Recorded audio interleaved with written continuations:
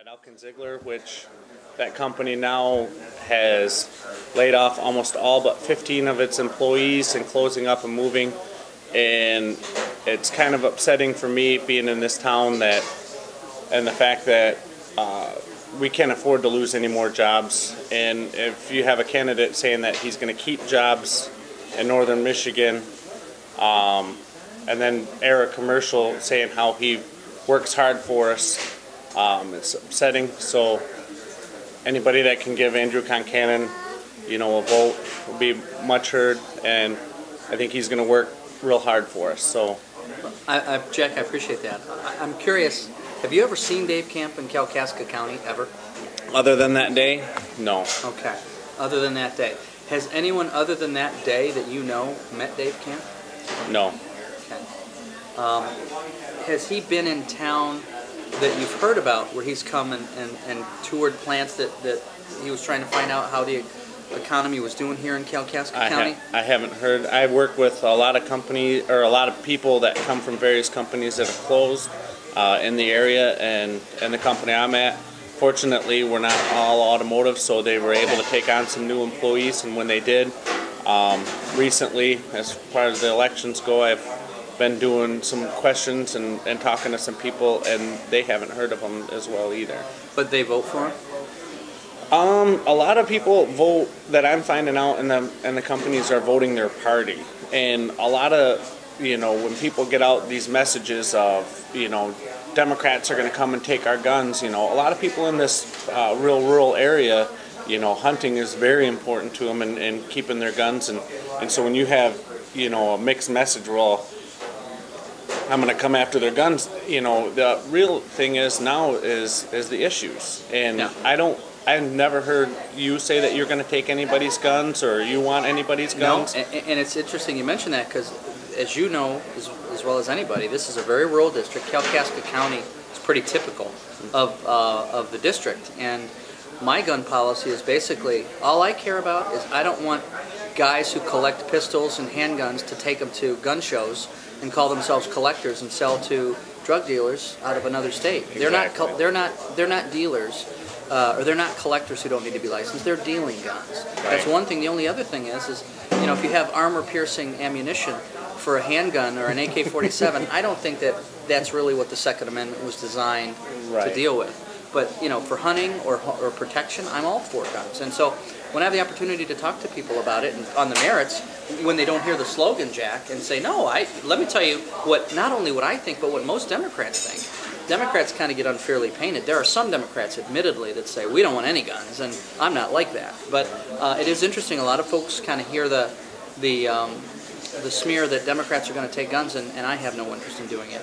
Let me ask you, what do people know about the tax policies of Republicans that, like George W. Bush, that Dave Camp's voted for time and time again? Do most of your friends that you work for work by the hour, hourly wage? Yes. Okay. Yes. None of them make over $250,000, I would assume? No. Did the Bush tax cuts, as far as you know, do anything for you? No. Okay. Nothing. Does the money that the Bush tax cuts would have saved wealthy people do very much for Kalkaska County? That hasn't trickled down a bit. Because that's what I always I'm curious yet to find, that I can find somebody that said, I'm a wealthy man and I made an extra, or I saved an extra $50,000 and I created a job with it. Or I started a small 3-person manufacturing company that produced 2 jobs, paying $10 an hour, that now has grown into a 100-person company. I've never once heard that story. Certainly not in this district or state. Now maybe it's happened somewhere.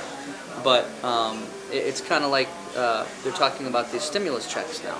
Apparently there's a move afoot to get a stimulus check for, I think the amount's like it was last time, $800, $1,000. Would you rather have money invested for a job, or would you rather have a one-time $1,000 check? No, the one-time $1,000 check, people go and they pay their credit card bills off, and the last time they had that economic stimulus checks go around, I kind of chuckled because I seen a commercial on TV, Walmart, big giant corporation. Hey, come bring you can cash your check right here.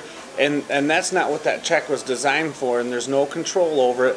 People will go to these big corporations, they'll spend that money there, and that doesn't do anything for Kalkaska County. Right. You know, they're not spending that money home, they're not going down to Jack's Sports Shop, you know, and buying some tackle from Dan or buying a new handgun from Dan.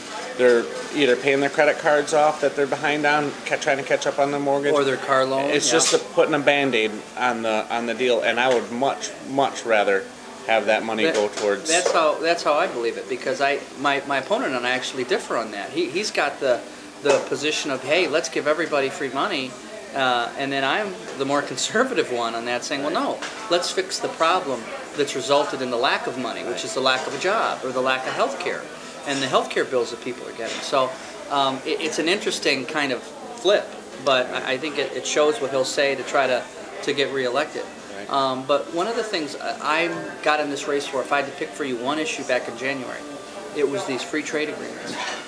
Has Kalkaska County lost jobs to Mexico that you're aware of? Yes.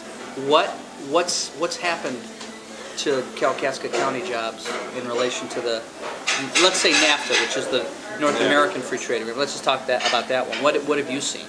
Well, I see it's hard to compete with these companies. I mean, they want to talk about, you know, for instance, one job at the later days at Alken-Ziegler, you know, we were losing parts to them.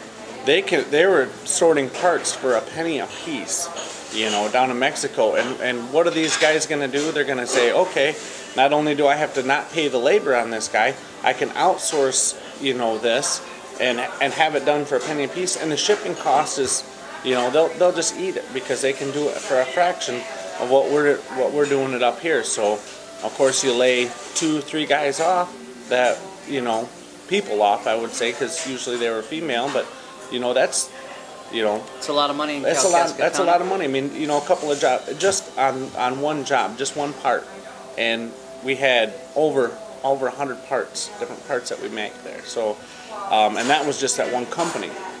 Are you aware, Jack, of any jobs that NAFTA has brought here?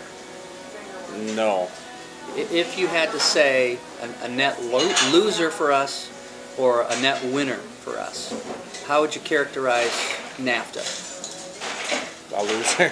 Big time? Yeah, big time. And you know, and I've said that as well, you know, in home or dinner table discussions, is that, you know, people want to say that was Clinton's policy, is this NAFTA, you know, and if something's failed, you want to take, and before it's a big, huge problem, if you see companies flying out of town, I mean, this guy had 8 years, you know, to fix it, to say, hey, things aren't right, what's going on, you know, and we need to buckle down, we need to do something, and talk with companies, and talk with business leaders, and talk with people, and try to put a stop to it. One of the things that I've maintained throughout the campaign that I would do when I'm in Washington in January is I would try to get us out of NAFTA. I know that that's a tough nut to crack because it involves 3 countries. Canada deals much more fairly with us than Mexico does. Canada's not near the problem Mexico is. And I admit that it might be a difficult task in simply getting rid of NAFTA altogether. But what I am going to do is try to get free trade agreements that we move forward and say, look, we're not going to have free trade agreements that have, you know, NAFTA allowing, for example, 250,000 tons of Mexican sugar can come up to the States tariff-free. We can only send down 7,500 tariff-free. Right. Why would that be? Well, it's because, you know, a Fortune 500